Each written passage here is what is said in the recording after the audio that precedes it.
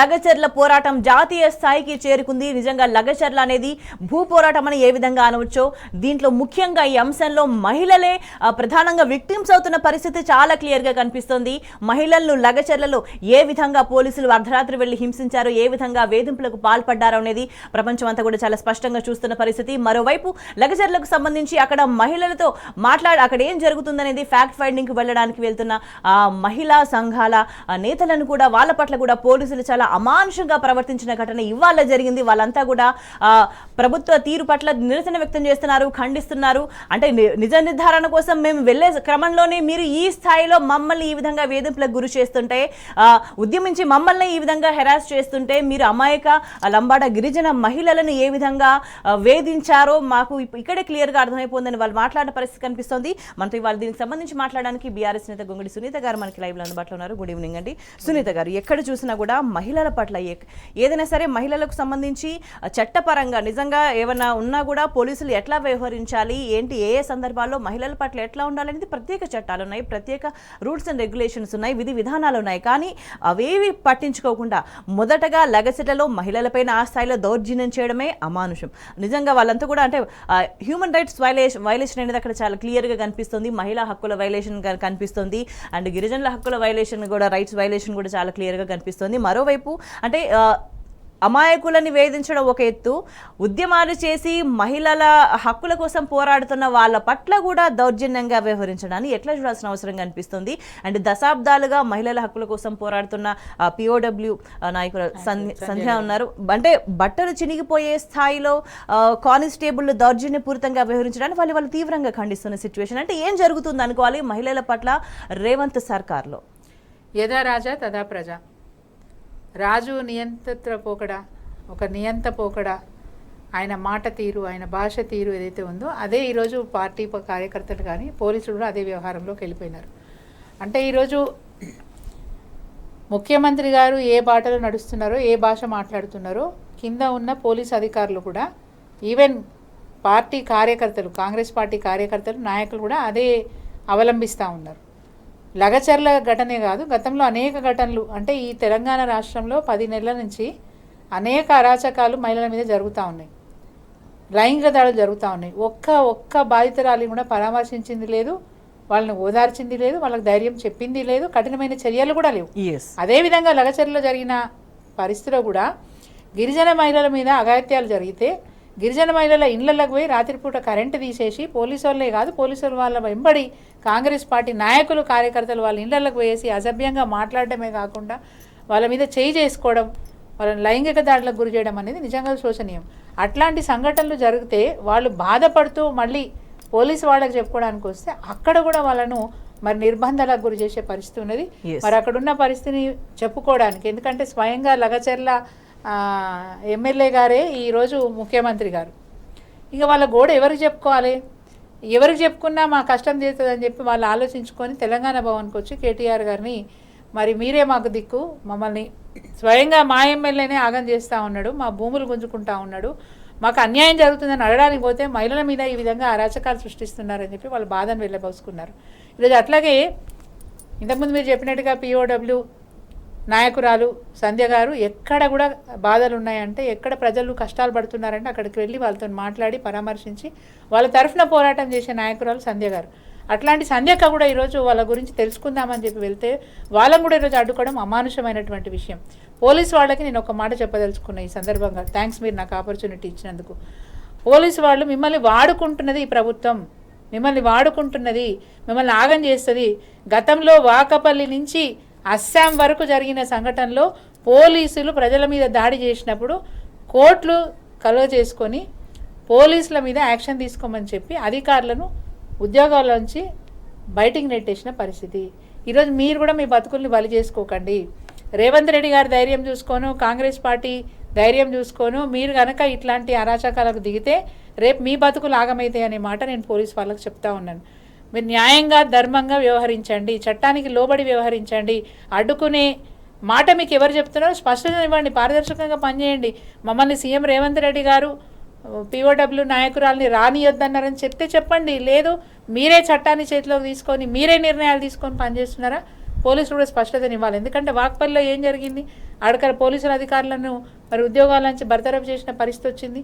రేపు మీరు ఆ పరిస్థితిని ఎదుర్కోదలుచుకుంటే అది మీ ఇష్టం అని పోలీసు వాళ్ళకి అంటే చెప్తారు. సమస్యలు వచ్చినప్పుడు ఇది ఇటు బీఆర్ఎస్ వైపు నుంచి మీరు వస్తున్నారు అని అన్నట్టుగా సమస్యని మళ్ళీ కప్పిపుచ్చే ప్రయత్నం చేస్తున్నారు. కానీ ప్రతి చోట కూడా బాధితులు ప్రభుత్వం మమ్మల్ని ఇబ్బంది పెడుతుంది, ప్రభుత్వం మమ్మల్ని వేధిస్తుంది, సో మేము సమస్య పరిష్కారానికి అడుగుతుంటే మా మీద మాది అబద్ధపు అజిటేషన్ అంటూ కూడా మా మీద నింద మోపుతున్నారని కూడా బాధితులు ఇవాళ ఆగ్రహం వ్యక్తం చేస్తున్నారు. ఆవేదన కాదు, ఆగ్రహం వ్యక్తం చేస్తున్న పరిస్థితి కనిపిస్తుంది.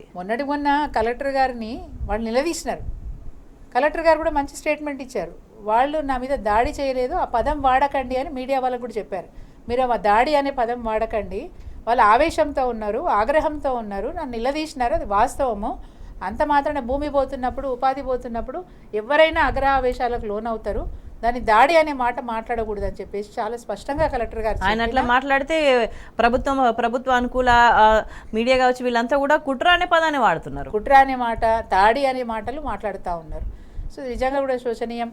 ఈరోజు కాంగ్రెస్ పార్టీ మరి ఏం చేయదలుచుకుందో ఈ రాష్ట్రాన్ని అర్థం కాని పరిస్థితి ఉన్నది. ముఖ్యంగా మహిళల పట్ల ఎక్కడ కూడా గౌరవం లేదు. మొన్న జరిగిన సంఘటన నేను ఉదాహరణ చెప్తాను మీకు. అంటే లగచర్లలో నేను మీడియాలోనే చూసినాను, మహిళల మీద దాడి జరిగినప్పుడు వాళ్ళు తెలంగాణ భవన్కి వచ్చి వాళ్ళు ఏడుస్తూ వాళ్ళు మాట్లాడిన మాటలు నేను విన్నాను, టీవీ చూసి నేను చాలా బాధ అనిపించింది. ఆ సమయంలో నాకేమనిపించిందంటే అంటే గతంలో చరిత్ర గుర్తొచ్చింది. రజాకారులు కూడా ఇదే విధంగా గ్రామాలలో భూములు దోపిడీ చేసుకోవడం కోసం, రైతులు పండించిన పంటలు దోపిడీ చేయడంతో పాటు గ్రామాలలో మహిళల్ని అనేక ఇబ్బందులు పెట్టినారు, లైంగిక దాడులు చేసినారు, బట్టలు విప్పి బతుకమ్మలు ఆడించినారు. ఎంత ఘోరంగా ఆ రోజు మరి వాళ్ళ అరాచక పాలన ఉండేనో అట్లాగే ఈరోజు అవే అరాచకాలు లగచర్లలో కనిపిస్తా ఉన్నాయి. అంటే లగచర్ల మహిళలు కూడా చాలా క్లియర్గా అడుగుతున్నారు, అంటే మా భూములని లాక్కోవడానికి, మా భూముల మీద దౌర్జన్యంగా లాక్కోవడానికి కూడా మీరు మమ్మల్ని ఇట్లా వేధించాలా, మీరు పోలీసులైనంత మాత్రాన మీరు స్టేట్మెంట్ కూడా నేను విన్నాను. మీరు పోలీసులైనంత మాత్రాన మమ్మల్ని ఇట్లా సోకాళ్ళు తిరుపతి రెడ్డి స్వయంగా ముఖ్యమంత్రి వాళ్ళ సోదరుడు, ఆయన మీరు ఇవ్వకపోతే మేము గుంజుకుంటాం.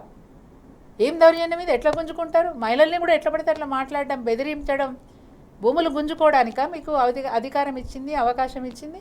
ఈరోజు ఆ మాటలు మాట్లాడతారు. అందుకే నేను పక్కా చెప్తున్నా, ఇదే ఒరవడి కొనసాగితే చరిత్రను తిరిగేయాల్సిన పరిస్థితి వస్తుంది. వీరనారి చాకలి ఐలమ్మ ఆ రోజు భూమి కోసం, భుక్తి కోసం ఏ విధంగా అయితే బడుగు బలహీన వర్గాలకు సంబంధించిన ఒక మహిళ మరి పోరుబాట పట్టిందో, ఈరోజు లగచెర్లలో ఉన్న మహిళలు కూడా వీరనారి చాకలి ఐలమ్మని స్ఫూర్తిగా తీసుకొని పోరుబాటలోకి వస్తారు. రెండవది, గిరిజనుల భూములను మీరు ఈరోజు లాక్కోవడానికి ప్రయత్నం చేస్తూ ఉన్నారు. గతంలో గిరిజన బిడ్డ, గోండు బిడ్డ జల్ జంగల్ జమీన్ అనే నినాదంతో పోరుబాట పట్టినాడు, సాధించినాడు. అదేవిధంగా ఈరోజు అదే గిరిజన బిడ్డలు, అదే వారసత్వాన్ని పుణికిపుచ్చుకున్న గిరిజన బిడ్డలు ఒక్క కొమరం భీం కాదు, 100 మంది కొమరం భీంలు పుట్టుకొస్తారు. ఈ రేవంత్ రెడ్డి అరాచకాలని తప్పకుండా ఎండగడతారనే నమ్మకం నాకున్నది. అంటే చరిత్ర చెప్పింది ఈ మాట, ఆ చరిత్ర పునరావృతం చేయాలని రేవంత్ రెడ్డి గారు అనుకుంటే మంచిది. అంటే ఆ మహిళలు చాలా క్లియర్గా ప్రశ్నిస్తున్నారంటే పోలీసులైనంత మాత్రాన ప్రభుత్వానికి మీకు భూములు కావాల్సినంత మాత్రాన తాగి వస్తారా, తాగి వచ్చి దౌర్జన్యం చేస్తారా, చేయి చేసుకుంటారా, ఇష్టం వచ్చినట్టు బూతులు తిడతారా అని వాళ్ళు చాలా క్లియర్ గా ప్రశ్నిస్తున్నారు. మా హక్కులను ఉల్లంఘిస్తున్నారని, ఎక్కడ పడితే అక్కడ తాకుతారా అని కూడా అంటున్నారు. నిజంగా ఇది దురదృష్టం. ఎక్కడ పడితే అక్కడ తాకడం ఏంటి? మీ ఇంట్లో మహిళలు లేరా? మీకు ఆడపిల్లలు లేరా? ఇదేనా మీరు చేసిన పద్ధతి? ఈ విధంగా ఇళ్లలోకి పోయేసి రాత్రిపూట, అర్ధరాత్రి పూట కరెంటు లేనప్పుడు ఇళ్లలోకి, ఈ విషయం కూడా వాళ్ళు క్లియర్ గా మెన్షన్ చేసిండ్రు సునీత గారు. అంటే మీరు దాడి జరిగింది అని మీరు అంటున్నారు కదా, ఉదయం పూట జరిగింది, మీరు ఉదయం పూట మీరు రాకుండా అర్ధరాత్రి కరెంటు వచ్చి కరెంటు బంద్ చేసి ఎందుకు మా మీద దౌర్జన్యానికి పాల్పడ్డారో అని కూడా ప్రశ్నిస్తున్నారు. బాలింతలను కూడా చూడకుండా, బాలింతలను చూడకుండా, గర్భవతులను చూడకుండా, నిజంగా అంటే పోలీస్ స్టేషన్ తీసుకెళ్ళిన తర్వాత ఆ బాలింత పడుతున్న బాధని చూసి అప్పటికప్పుడు మళ్ళీ హాస్పిటల్ తీసుకుపోయిన సంఘటనలు మీరే చెప్పారు కదా, పోలీసులే చెప్పారు, మేము బాలింత ఉంటే హాస్పిటల్ తీసుకుపోయినని చెప్తాను. బాలింతను పోలీస్ స్టేషన్ తీసుకోవాల్సిన అవసరమే ఉంది? బాలింతను పోలీస్ స్టేషన్ దగ్గర నిర్బంధించాల్సిన అవసరమే ఉంది? గర్భవతి అంత ఆక్రోశంతో జ్యోతి మాట్లాడుతూ ఉన్నది. మరి అట్లాంటి జ్యోతి ఎందుకు మాట్లాడుతున్నది? పోలీసు చర్యల మీద మాట్లాడుతుంది ఆవిడ. అండ్ అధికారుల మీద దాడి చేసినా, అధికారుల మీద 4 మాటలన్నా ఆ కోపం రేవంత్ రెడ్డి మీద. ఆ కోపం రేవంత్ రెడ్డి మీద, ఆ కోపం ప్రభుత్వం మీద తప్ప అధికారుల మీద వ్యక్తిగతమైనటువంటి కోపం అక్కడ ఉన్న ప్రజలకు ఎక్కడ కూడా లేదని చెప్పాలి. అంటే ప్రజల నుంచి ఇంత వ్యతిరేకత వస్తున్నా కూడా, ప్రజలు ఇంత ప్రతిఘటిస్తున్నా కూడా ప్రభుత్వం మరింత మొండిగా వ్యవహరిస్తుంది, మరింత నిర్బంధంగా. అంటే లగచర్ల చుట్టూ కూడా అంటే అక్కడ ప్రజలను ఎవరు కలవకూడదు, అక్కడికి మీడియాకి అనుమతి లేదు, ఎవరు వాళ్ళని కలిసి మాట్లాడకూడదు, ఎవరు వాళ్ళకి సహాయం చేయకూడదు అన్న విధంగా వ్యవహరిస్తుంది. అంటే దీన్ని ఈ వ్యవహార శైలిని దేనికి సంకేతంగా భావించాల్సిన అవసరం కనిపిస్తుంది? ఒక నియంతృత్వ పోగడా అని చెప్పక తప్పదు. ఎట్లా అంటే మేము ఏమనుకుంటే అదే జరగాలి, మమ్మల్ని కాదని ఒక కంచె వేసేసినారు, పోలీస్ కంచె వేసేసినారు, చుట్టూ కూడా పోలీస్ కంచె వేసి అక్కడికి లోపలికి ఎవరికి వెళ్ళకూడదు, వాళ్ళ బాధలు ఎవరు వినకూడదు. ఎవరైనా వింటే వాళ్ళ మీద మేము మళ్ళీ ఏం చేయాలి, ఏం చర్యలు చేపట్టాలో ఆ చర్యలు చేపట్టాలి. అవసరమైతే వాళ్ళని కూడా పోలీస్ కస్టడీలోకి తీసుకుంటాము, రిమాండ్కి పంపిస్తాము. ఇట్లాంటి దుర్మార్గమైనటువంటి వ్యవహారం ఈరోజు ప్రభుత్వం చేస్తూ ఉంది. అందుకే చెప్పినాను పోలీసు మిత్రులకు కూడా, మరి మీరు దీంట్లో బలిగాకండి. కాంగ్రెస్ పార్టీ అధికారంలో ఉంది కదా అని చెప్పి వాళ్ళకు అనుకూలమైనటువంటి పనులు చేసి మీరు అగచాట్లు పడకండి అని చెప్పి నేను పోలీసు వాళ్ళకి చెప్తా ఉన్నాను. నిజంగా ఎంత దౌర్జన్యం అంటే యథా రాజా తదా కార్యకర్త అనే మాట చెప్పినాను. గతంలో ఇదే రేవంత్ రెడ్డి గారు నిండు అసెంబ్లీలో ఒక ముఖ్యమంత్రిగా ఉండి మాజీ మంత్రి గారు శాసనసభ్యురాలు సబితా ఇంద్రారెడ్డి మీద ఎలాంటి అవమానకరమైనటువంటి భాష మాట్లాడినారో నిండు సభలో తెలంగాణ అంతా కూడా చూసింది. దాన్ని కొనసాగిస్తూ మంత్రి గారు, వారి సోదరిమణి కొండా సురేఖ గారు కూడా ఒక మహిళా సెలబ్రిటీని దుర్భాషలాడడం, అవమానించడం, వాళ్ళని రోడ్డు మీదకి ఇచ్చినారు, వాళ్ళ కుటుంబాన్ని రోడ్డు మీదకి ఇచ్చినారు. దాన్ని కొనసాగిస్తూ పార్లమెంటు సభ్యుడు పొన్నం ప్రభాకర్ గారు కూడా ఒక మహిళా పార్లమెంటరీ మీద ఏ విధంగా మాట్లాడారో మనం అందరం కూడా చూసినాం. అంటే వీళ్ళకి మహిళల పట్ల చాలా చిన్న చూపు, అగౌరవము, అండ్ వాళ్ళ మీద అఘాయిత్యాలు జరిగినా పట్టించుకోకపోవడం. ఇంకా గొప్ప విషయం ఏంటంటే కొండారెడ్డిపల్లి స్వయంగా ముఖ్యమంత్రి గారి గ్రామంలో ఒక సందర్భంలో ఆ ఊరికి మహిళా జర్నలిస్టులు వెళ్ళినారు. మహిళా జర్నలిస్టుల మీద కూడా ఆ రోజు మరి అరాచకం సృష్టించడం, వాళ్ళ ఊర్లకు రాకుండా కార్యకర్తలే అడ్డుకోవడం, వాళ్ళ మీద రాళ్ళు విసిరి వాళ్ళని వెంబడించి తరవడం, ఒక మహిళా జర్నలిస్టుల మీద కూడా ఇట్లాంటి వాళ్ళని అగచాట్లు పెట్టి పోలీస్ స్టేషన్లో ఉంటే కూడా అక్కడ కూడా వచ్చి రాళ్ళు దాడి చేయడం అంటే ఏ విధమైనటువంటి పరిస్థితి రాష్ట్రంలో ఉంది. అందుకే అన్నా నా మాట నేను అంటే ప్రభుత్వం ఇట్లా వ్యవహరిస్తున్నా కూడా తెలంగాణ మహిళలు దీన్ని సహించడానికి సిద్ధంగా లేరు అన్న క్లియర్ ఇండికేషన్స్ అయితే పంపిస్తున్నారు సునీత గారు. అంటే ఇంత స్థాయిలో ప్రభుత్వం నిర్బంధం విధించిన, ఈ స్థాయిలో మహిళలను వేధిస్తున్న, ఇంతకుముందు మీరు అన్నారంటే అనేక వర్గాల మహిళల మీద ప్రభుత్వం దౌర్జన్యం చేస్తూ వస్తుంది. జర్నలిస్టులే కావచ్చు, రైతులే కావచ్చు, ఏ సమస్యకు సంబంధించి పోరాడిన నిరుద్యోగులు కానీ ఎవరైనా సరే మహిళలు అనేది ఒక కన్సర్న్ అనేది ఎక్కడా లేకుండా వాళ్ళ పట్ల అమానుషంగా నిరుద్యోగులకు సంబంధించి అర్ధరాత్రి పోయి వాళ్ళని అరెస్ట్ చేసిన సందర్భం కనిపిస్తుంది. ఇక్కడ చూస్తే మహిళల్ని ఇక్కడ అర్ధరాత్రి పోయి వేధింపులకు గురి చేసిన సందర్భం కనిపిస్తుంది, ఉద్యమకారులు వేధిస్తున్న సందర్భం కనిపిస్తుంది. అంటే ఒక తెలంగాణ స్వభావాన్ని, తెలంగాణ ఆత్మని కాంగ్రెస్ తప్పుగా అంటే అర్థం చేసుకోలేకపోయిందని భావించాల్సిన అవసరం కనిపిస్తుంది. ఇవాళ తెలంగాణ చైతన్యాన్ని కాంగ్రెస్ అర్థం చేసుకోకపోవడం కాదు, వాళ్ళు పూర్తి అవగాహనతో ఉన్నారు. కానీ అవగాహన ఏంటి, మేము అధికారంలోకి వచ్చినాం, అహంకారం పెంచుకొని పని చేయాలి. ముఖ్యంగా ఏంటంటే అనేక అబద్ధాలు ఆడి 420 హామీలు ఇచ్చి 420 హామీలు ఇచ్చి అధికారంలోకి వచ్చిన తర్వాత ప్రజలు మమ్మల్ని నమ్మి మాకు ఓటేసినారు. ఆ అబద్ధాలని మేము ఎట్లా మోసం చేసినామనేది చెప్పుకోవాలనే ఆలోచన వాళ్ళది. సో మోసం చేసినారు కాబట్టి ఈరోజు ఆ మోసాన్ని ప్రజలు గుర్తించకుండా ఉండడానికి అనేక రకాలైనటువంటి కార్యక్రమాలు చేస్తూ ఉన్నారు. అంటే ఇక్కడ ఇంత సమస్య ఇంత తీవ్రంగా ఉన్నప్పటికీ కూడా కనీసం పట్టించుకోకుండా మహారాష్ట్రలో ప్రచారం చేయడానికి వెళ్ళి అక్కడ అన్ని హామీలు అమలు చేసిన, కావాలంటే మోదీకి ఏమేమి చేసినామో ఇస్తామని మాట్లాడుతున్నారు. అక్కడ అంటే ఇక్కడ ప్రజలకి అన్ని హామీలు అమలు చేసినామని చెప్పుకునే ముఖం ఉన్నదా? కనీసం రోడ్ల మీద తిరిగే ముఖం ఉన్నదా? ప్రజల దగ్గరికి పోయే ముఖం ఉన్నదా? కాంగ్రెస్ ఎవరు ఏమన్నా కానీ మేము చేసిందే కరెక్ట్ అనుకుంటున్నారు ఈరోజు కాంగ్రెస్ ప్రభుత్వం. వాళ్ళు చేసిందే కరెక్ట్ అనుకుంటున్నారు. అందుకే ఈరోజు మేము చేసినామని అబద్ధాలు ఆడుతూ మహారాష్ట్రలో కూడా అక్కడ కూడా ప్రచారం చేసుకుంటా ఉన్నారు. ఒక మాట మనం గుర్తించాలి, ప్రజలు కూడా గుర్తించాలి.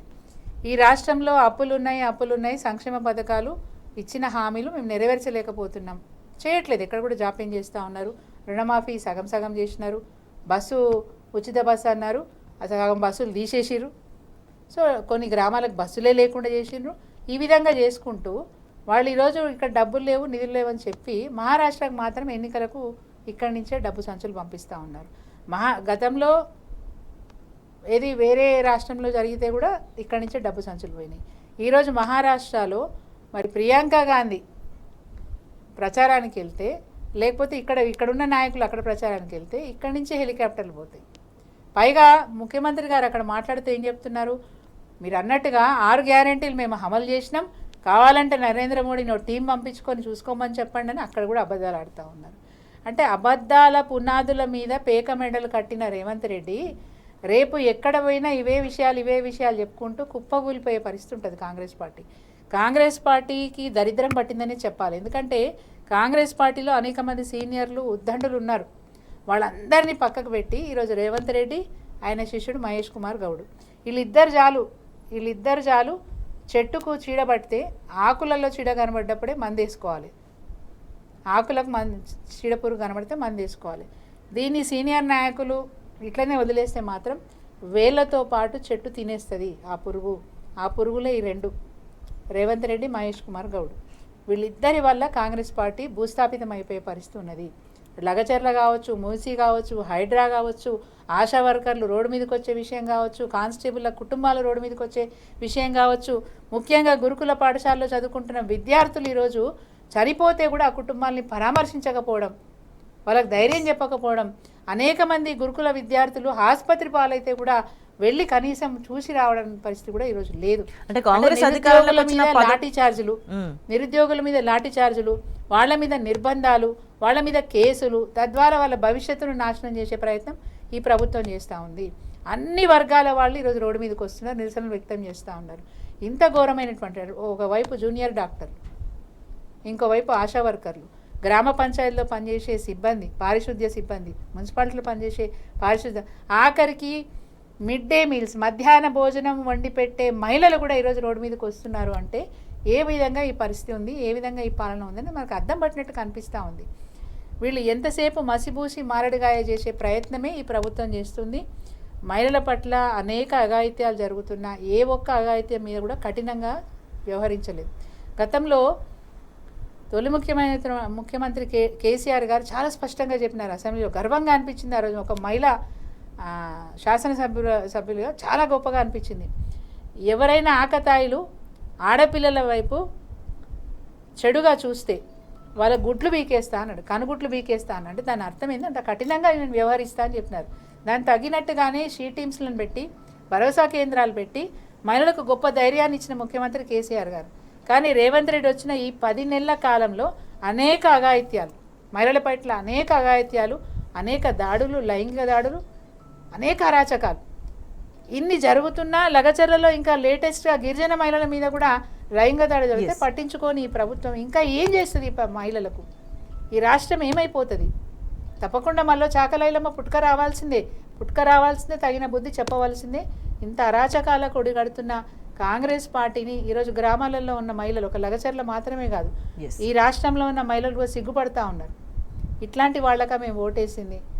నెలకు 1వ తారీఖున, 1st తారీఖు నాడు 2500 మీ ఖాతాలో ఇస్తా అని చెప్పినారు. బతుకమ్మ చీర కేసీఆర్ ఒక్కటే ఇచ్చి నేను 2 చీరలు ఇస్తా, 500 రూపాయలు మీ ఖాతాలలో ఇస్తా అని చెప్పి అబద్ధాలాడి ఓటేయించుకున్నాడు. గ్యాస్ సిలిండర్లు 400కే ఇస్తా అని చెప్పినారు. ఎంతమందికి ఈరోజు శ్వేతపత్రం రిలీజ్ చేయమని డిమాండ్ చేస్తా ఉన్నాను. ఎంతమందికి మీరు మంజూరీ పత్రాలు ఇచ్చినారు? 200 రూపాయలే విద్యుత్ ఛార్జీలు అన్నారు. ఎంతమందికి మీరు మంజూరీ పత్రాలు ఇచ్చినారని నేను అడుగుతా ఉన్నాను. అంటే ఈ పాటికే ప్రభుత్వ వైఖరి వల్ల వాళ్ళు ప్రజల్లో తిరగలేని పరిస్థితి కాంగ్రెస్ ప్రజాప్రతినిధులు ఎవ్వరు కూడా. మహారాష్ట్రకు పోయి రేవంత్ రెడ్డి గారు ప్రచారం చేసుకుంటున్నారు కదా, నీ సొంత ఊర్లో, నీ సొంత నియోజకవర్గంలో అక్కడ మాకు అన్యాయం జరుగుతుందని ప్రజలు గగ్గోలు పెడుతుంటే నువ్వు ఎందుకు అక్కడ పోయి ఒక్కరోజు మాట్లాడతలేవు? ఎందుకు వాళ్ళని అడుగుతలేవు? ఏం సమస్య ఉంది? నేనే కదా ఓటేయించుకున్నది మీ దగ్గర, మీ సమస్య ఏదో నాకు చెప్పండి. ధైర్యం ఉందా, దమ్ముందా? ఈరోజు రేవంత్ రెడ్డి గారు దమ్ము ధైర్యం ఉందా? వాళ్ళ సొంత ఊరికి పోయే ధైర్యం ఉందా? వాళ్ళ నియోజకవర్గం పోయి పర్యటించే ధైర్యం ఉందా? ఇక్కడ తప్పించుకొని మహారాష్ట్రలో ఊరేగుతా ఉన్నాడు. ఏం చేస్తావని మహారాష్ట్రలో ఊరేగేది? ఇక్కడ ఏం చేసినావు? అంటే ఇప్పుడు అబద్ధాలు మాట్లాడడానికి తోడు దౌర్జన్యం కూడా కంటిన్యూస్గా కనిపిస్తుంది. అంటే ఈ నేపథ్యంలో రాబోయే రోజుల్లో పరిస్థితి ఎట్లా ఉండే అవకాశాలు కనిపిస్తున్నాయి? మీకు టాపిక్ గుర్తు చేస్తాను. ఈరోజు నుంచి వరంగల్ జిల్లాలో విజయోత్సవ సభలు నిర్వహించుకుంటున్నారట. ఎస్, అంటే ఏం చేస్తుండ్రు 11 నెలల్లోని ఎవరినైనా ప్రజలని రోడ్డు మీదకి వెళ్ళి అడిగితే వాళ్ళు క్లియర్ గా చిట్టా అంతా మనం విప్పే పరిస్థితి elaborate గా కనిపిస్తుంది. చెప్పవలసిన అవసరమే లేదు. ఎస్, పాపం కేసీఆర్ గారు 10 సంవత్సరాలు కష్టపడి 10 సంవత్సరాల టైం తీసుకున్నారు. కొత్తగా పుట్టిన రాష్ట్రాన్ని అన్ని రంగాలలో కూడా అభివృద్ధి చేసి దేశంలో ఒక మంచి స్థానంలో నిలబెట్టడానికి 10 సంవత్సరాల టైం తీసుకున్నారు. కానీ చాలా షార్ట్ పీరియడ్లో రేవంత్ రెడ్డి గారు చాలా షార్ట్ పీరియడ్లో అంత ఎత్తున హిమాలయ పర్వతాలంత ఎత్తున్న రాష్ట్రాన్ని, ఆ గౌరవాన్ని, ఆ అభివృద్ధిని 10 నెలల కాలంలో భూస్థాపితం చేసినారు. అంటే అతపాతాలను తీసుకుపోయిండు. అది అందుకోసమే వాళ్ళు విజయోత్సవాలు జరుపుకోవాలి, దానికోసమే విజయోత్సవాలు జరుపుకోవాలి. మూసీ పేరిట, హైడ్రా పేరిట వేల మంది కుటుంబాలని రోడ్డు మీద పడేసినందుకు వాళ్ళు ఈరోజు విజయోత్సవాలు జరుపుకోవాలి. అనేక మంది మహిళల మీద అత్యాచారాలు జరిగినా పట్టించుకొని ప్రభుత్వం మేమే అని చెప్పుకోవడానికి ఈరోజు విజయోత్సవాలు జరుపుకోవాలి. అనేక మంది మహిళల్ని అగౌరవంగా మాట్లాడినా అంత పనితీరు మాకే ఉంటుందని చెప్పుకోవడానికి ఈరోజు విజయోత్సవాలు జరుపుకోవాలి. ప్రజల్ని మోసం చేసినాం, మేము పెన్షన్ ఇస్తా అన్న 4,000 పెన్షన్ ఇస్తా అన్నా మేము ఇవ్వలేకపోయినాం, రైతు భరోసా ఇవ్వలేకపోయినాం, కౌలు రైతులకు 12,000 ఇస్తా అన్నాం ఇవ్వలేకపోయినాం, ఆటో కార్మికులను రోడ్డు మీద పడేసినాం. ఇన్ని విజయాలు కూడా మరి అంటే సొంత నియోజకవర్గంలో ఈ స్థాయిలో ఒక అరాచకం జరుగుతుంటే కనీసం అక్కడ ఆ నియోజకవర్గానికి ఎమ్మెల్యేగా ఉండి ముఖ్యమంత్రిగా ఉన్న వ్యక్తి పక్క రాష్ట్రానికి పోయి ఎన్నికల ప్రచారంలో పాల్గొంటారు. మరోవైపు ఇంకో దారుణమైన విషయం ఏంటంటే మహిళల పట్ల ఇంత అమానుషంగా ప్రవర్తిస్తున్నా కనీసం అంటే మాట వరుసకి అయినా సరే మహిళా నేతలు కానీ మంత్రులు కానీ ఎవరు కూడా మాట్లాడని పరిస్థితి. వాళ్ళు కూడా ఈ వాళ్ళ దృష్టి అంతా కూడా మళ్ళీ ప్రచారానికి మళ్ళీ ఈ సెలబ్రేషన్స్ విజయోత్సవ సభల మీద దృష్టి ఉంది తప్ప ప్రజలకు సంబంధించి సమస్యల గురించి ఒక్క మాట కూడా మాట్లాడలేదు. ఎట్లా చూడాలి దీన్ని? మన దురదృష్టం అనుకోవాలి. తెలంగాణకు బ్యాడ్ టైం వచ్చింది అనుకోవాలి. తెలంగాణకు బ్యాడ్ టైం వచ్చింది కాబట్టి ఈ రాక్షసులంతా ఈరోజు రాజ్యాన్ని వెళ్తూ ఉన్నారు, ప్రజల్ని పీడిస్తూ ఉన్నారు, గోసపెడతా ఉన్నారు. ప్రజాపాలన విజయోత్సవ సభ అని పెట్టినారు. ప్రజల్ని పీడించే పాలన విజయోత్సవ సభ అని పెట్టుకోవాలి టైటిల్. అసలు ప్రజాపాలన కాదు, ప్రజల్ని పీడించే పాలన నడుస్తూ ఉంది ఈ రాష్ట్రంలో. ఇది నిజంగా కూడా ఈ విషయం మీద చర్చ పెట్టుకోవడం కూడా మన దురదృష్టమే అనుకోవాలి. ఇక్కడ దీంట్లో అంటే మనం భాగస్వాములు అనేది కూడా దురదృష్టమని అనుకోవాలి. ఇట్లాంటి గడ్డు కాలం ఈ రాష్ట్రానికి వస్తుందని మేము ఊహించలేదు. ఒకప్పుడు తెలంగాణ రాష్ట్రం కోసం పోరాటం చేసిన అనేక మంది బిడ్డలు తెలంగాణ గొప్పగా ఉండాలని కలలు కన్నారు. కానీ తెలంగాణ ఆగమైపోయే పరిస్థితి కూడా వస్తుంది, కొందరు రాక్షసుల చేతుల్లోకి తెలంగాణ పోతుందని ఎవరు కూడా ఊహించలేదు. ఊహించని పరిణామాలు ఎదురవుతున్నప్పుడు మళ్ళీ ఆవేశాలు పెరుగుతూ ఉన్నాయి.